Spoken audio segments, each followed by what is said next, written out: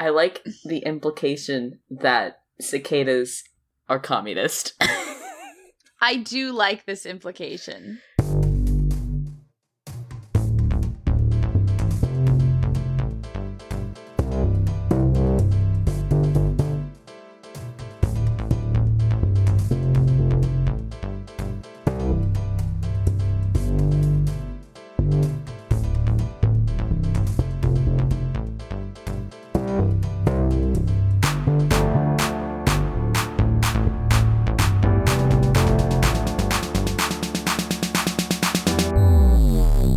Welcome to Notesworthy, a discussion of strange things found on the internet. I'm Morgan. And I'm Jack. I'm gonna read you some posts from the dumpster fire that is Tumblr. And I'm gonna share some things from the feral hog pen that is Twitter. Okay, Jack, tell me about the feral hogs. God, I think it's so fucking wild that someone thought they needed an AR-15 to kill feral hogs. Obviously, they've never had a feral hog problem in their life, because it's not gonna do anything to them. I mean, from what I understand, you can shoot them. It just doesn't work well, yes? I mean, you can shoot them. They're probably just gonna get angrier. Oh, Lord.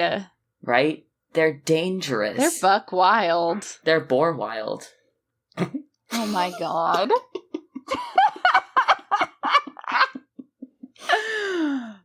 I have a Tumblr post for you. Would you like to hear it? Yes, I would love to. Hullaballoons, which, that's a great username, says, "Welcome to Applebees. Would you like apples or bees?" And then Meat Forever Jester says, "Bees? He picked the bees!" Chefs angrily shake jars of bees.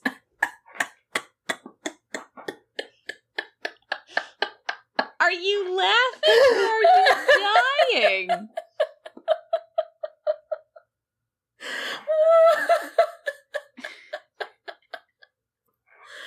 I don't think you understand how much I fucking love that post. Isn't that a great visual? I don't really have much to say other than the fact that I love this post. It reminds me of, like, all those dumb, like, cartoons or, like, more dramatic, angsty, nature-based plots where someone has to, like, save themselves by dropping... Why am I thinking of the Hunger Games right now? By dropping, like, a hornet's nest or some bees on some unsuspecting pursuers. Yeah, well, they do that in the Hunger Games. So I think it's... Okay, that's why I'm thinking of the Hunger Games, then. I don't remember if it's the first book or the It's the first book. I believe it is the first. It's the first book. She saws down a tracker nest onto, like, a larger group of the people from, like, the first 3 or 5 districts. Yeah, the careers. Yeah, on a group of careers. I said I don't know why I'm thinking of the Hunger Games, but I knew exactly what I was talking about. I don't know why I said I don't know. I'm glad that I knew exactly what those things were still called. Thanks, brain. I'm proud of you. Yeah, they're called, like, tracker jackers, and they're really fucked Your up. brain retained a knowledge. Uh-huh. I'm proud of it.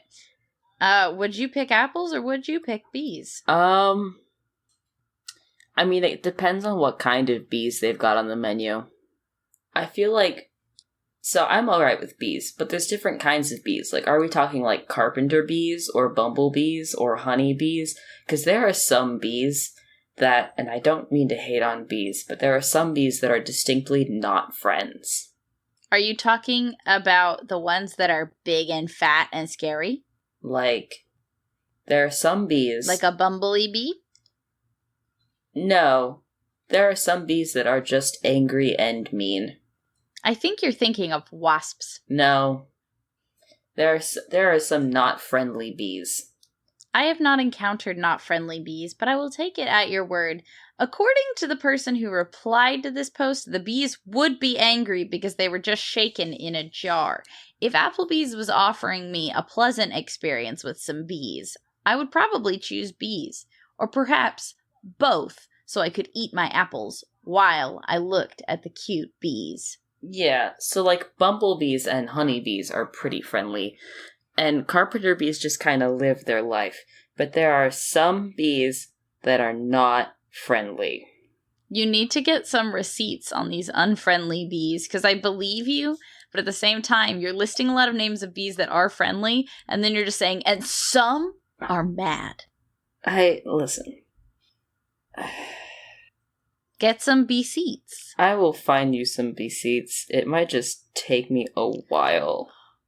I laughed at your pun. It was a good pun. I like the word bee seats. Thank you. Do you have a tweet for me, though? I do, and it's actually also bug related. Oh, gracious. But it's a little bit in a different realm.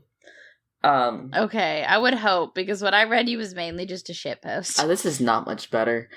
But it is, chirp chirp, the cicadas say. We don't know what they're up to. Could be anything. Could be communist propaganda. Chirp chirp, you funky little leftists. This is a tweet by @ShireWitch. Okay, but it's legit, like, cicada season right now. Like, my parents leave the porch light on pretty much all night. Mm-hmm. But when I came home this week, the porch light was off, and I said, why? And my mother said, because the cicadas will dive bomb your head if you leave the light on. And I said, what? Do you mean they'll just sort of fly around confused in a really terrifying and loud manner and crash onto the ground and not get up again?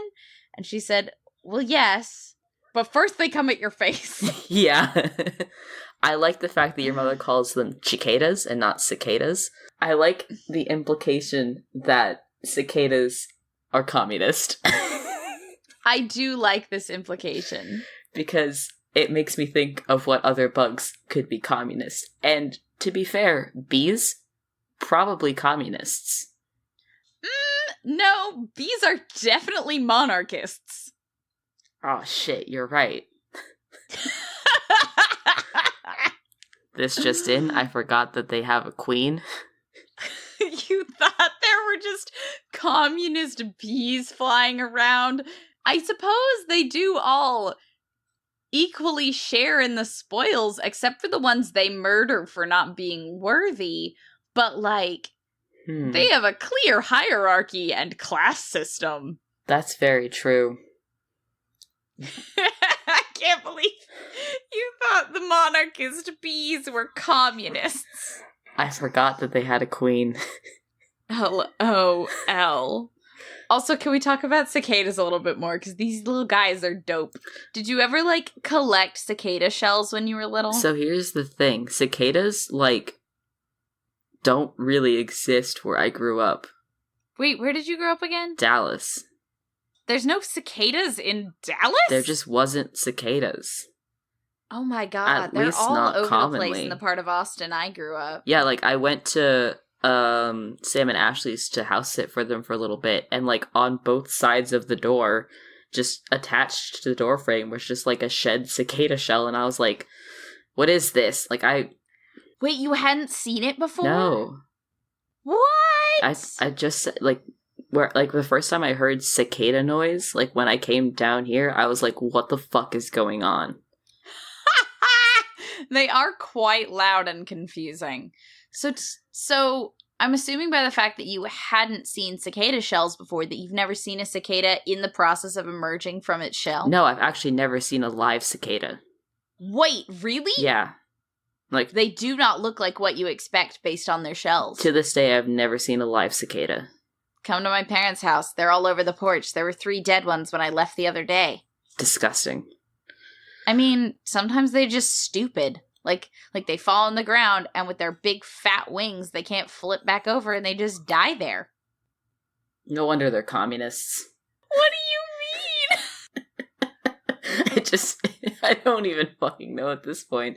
But you'd think they'd have to unionize to stay alive, you know, against the light bulbs that are killing them. I suppose. I don't think it's the light bulbs that are killing them. I think it's their own stupidity and also birds. I guess that's fair, but one could also argue that they'd die a little bit less if they weren't swarming around one central bright shiny thing and that's confusing fair. themselves. But also, so would many bugs. Many bugs would not. I'd like to propose this on the thing that I just said that the bugs are unionizing against the light bulbs, that moths are also communists. They seem a little solitary for communists. Like, have you ever seen a flock of moths? That's fair. I guess that would make moths anarchists. Because, hear me out. So, if the cicadas are communists, and they're against the light bulb, then in theory the moths would also be something that'd be against the light bulb. The light bulb in our theory is capitalism. And moths are too solitary to be communists. But anarchists are also generally against capitalism, unless you're an anarcho-capitalist, which means something's gone wrong in your head, and that's a whole different story. So therefore, moths are anarchists. Alternately, I would propose that perhaps the moths have a light bulb-based religion. That causes them to go insane and die? No, that causes them to be obsessed with the light bulb to the point where sometimes they die. Like a cult. Yes. A moth cult about light bulbs. A moth cult about light bulbs. I don't know. It seems more plausible to me, but I also do not know that much about anarcho-communism. See, here's the thing. I'm trying to think of, like, the science of bugs being attracted to the light source. And I think it's because they're, like, best suited for night vision. And so the light, like, disrupts what they're supposed to be seeing. Are you inventing science, or are you trying to remember science you have read? I'm trying to remember science. And I'm gonna see if I can search this up real quick. How stuff works, please save me and give me the science. Okay, so moths are positively phototactic, meaning they automatically move toward light. So they do like the light bulb. Yes, so moths have a light bulb-based religion. However, I've also learned from this article that cockroaches are anti-light. So that if anyone is an anarchist desiring the downfall of the light bulb, it is a cockroach. Yes. Cockroaches so light bulbs are our anarchists. saviors. Yes. We worship the light bulb, as do the moths. Yes. And I'm assuming as do the cicadas. And it's the cockroaches that are the anarchists. They are the enemy. Yeah. The cockroach is the enemy based purely on the fact that I don't like it being in my house. Yeah, big mood. They're unpredictable, and they fly at my head when I try and get them to leave. Mm-hmm. Well, apparently they're anti-light, so you can shine a flashlight at them, and that should keep them further away from you. Jack, if I shine a flashlight at the cockroach, it'll go hide behind something, and then I won't know where it is. Yeah, that's true. That's a bad plan. I would like to interject briefly with information about our Tumblr and our Twitter and so on. We have social media.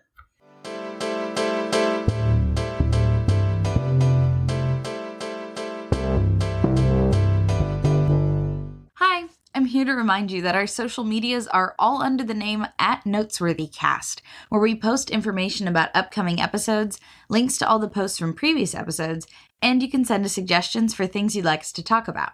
You can also reach us at notesworthycast@gmail.com. We'd like to ask that if you're enjoying our chatter, to please spare a minute to rate and review us, especially on Apple Podcasts, or to share our show with a friend, because that's the only way anyone can find us. Thanks so much. Enjoy the rest of the episode.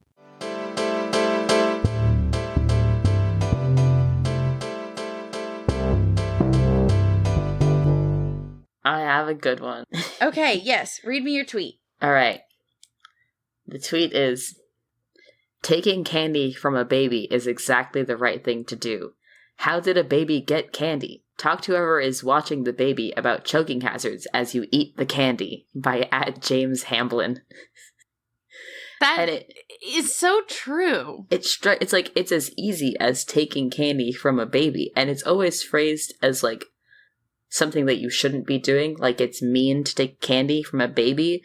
But, like, why are you giving a toddler a lollipop? They'll choke on it. What is this?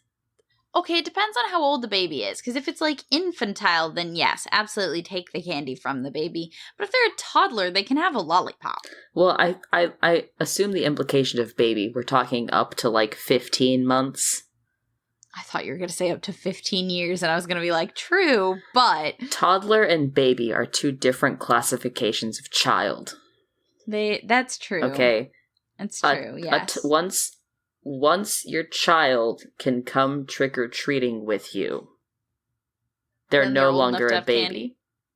Okay, but a lot of people bring their child trick-or-treating in, like, an adorable infant costume. The baby just has no idea what's going on. Yeah, but that's usually when, like, they have a baby and then a slightly older child, too. I think when my little sister was a baby, I think she got dressed up as a bumblebee. All babies get dressed up as bumblebees. Good. Okay? Like, I got dressed up as a bumblebee. My brother got dressed up as a bumblebee. Okay, just because both of our families owned a bumblebee costume for infants doesn't mean that everyone gets dressed up as a bumblebee. I think that's just a commonality between our two experiences. Halloween, baby, bee.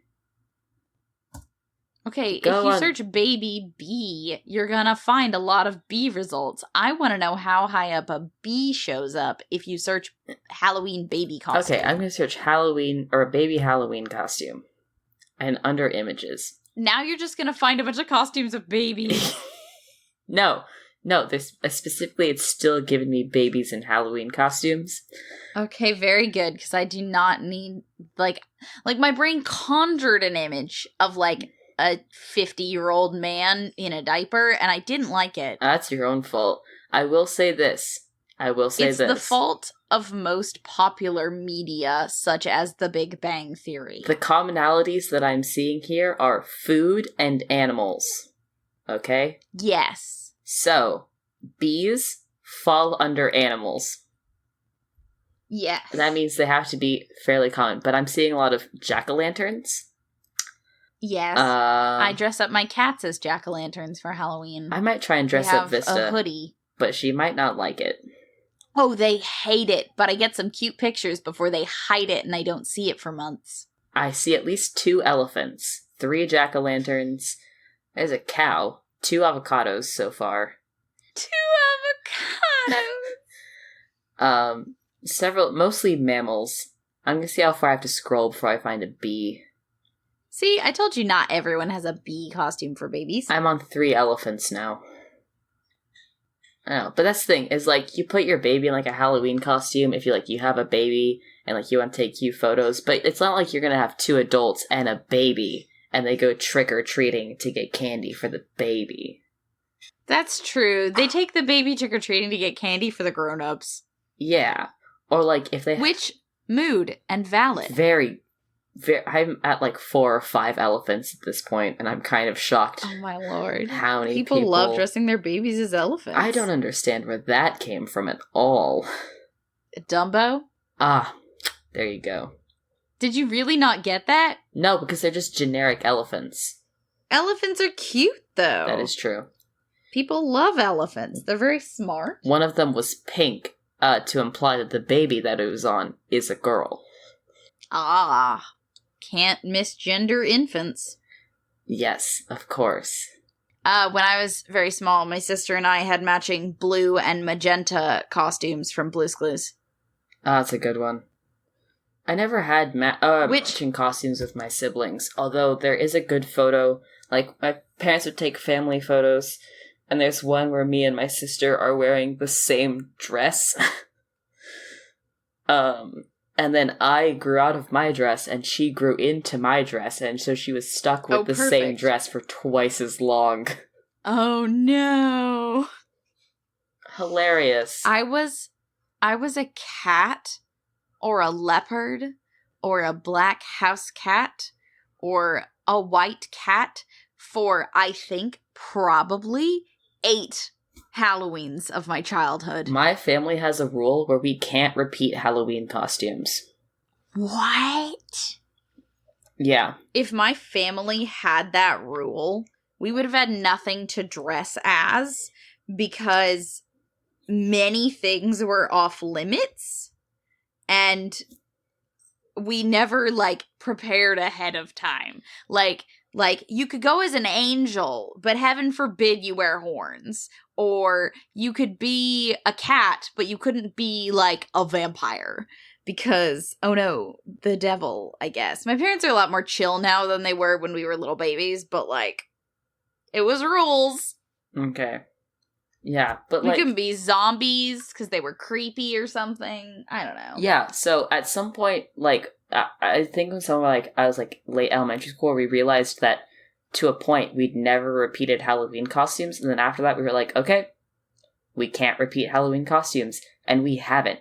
The whole 20 years I've been alive, we've never repeated a Halloween costume. At least not on the same person. That's quite impressive. Yeah. We own a lot of Halloween costumes. I'm trying to remember what other costumes we had, because I stuck to the cat thing for so long until I was finally able to get, like, a cape and fangs and be a cool vampire. Like, I'm honestly surprised I'm not more of a furry. That is anyway, really good. We were talking about babies and candy, I think, weren't we? Do they make candy that's safe for babies? Surely. You can give babies candy, just not some candy. I think. I'm sure. Like, nothing they can choke on, but then again, like, how baby are we talking? Because some babies can't even eat food. Okay, so... like, you can give a baby juice, and that's basically candy at that age. So you know that point in baby where, like, they first start getting, like, solid food, and they have, like, those Gerber's baby snacks? Yeah.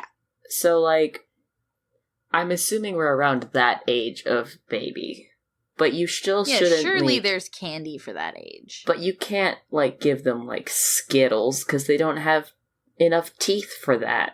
Okay, but you can give them baby fruit snacks. And if you took the fruit snacks that were specifically intended for the baby from the baby, that would be crime. That would be crime, and that would be taking the baby's baby candy. Maybe that's what the expression is about. Like, I get that it's to indicate ease of bad deeds, like it was as easy as stealing candy from a baby, but perhaps the horrendousness of the action is directly correlated to the fact that baby candy is limited and custom and hard to acquire. I never thought about it like that.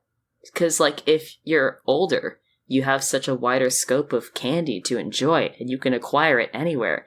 But your baby candy, that's special. You can't get that anywhere. You gotta go to the baby candy dealer.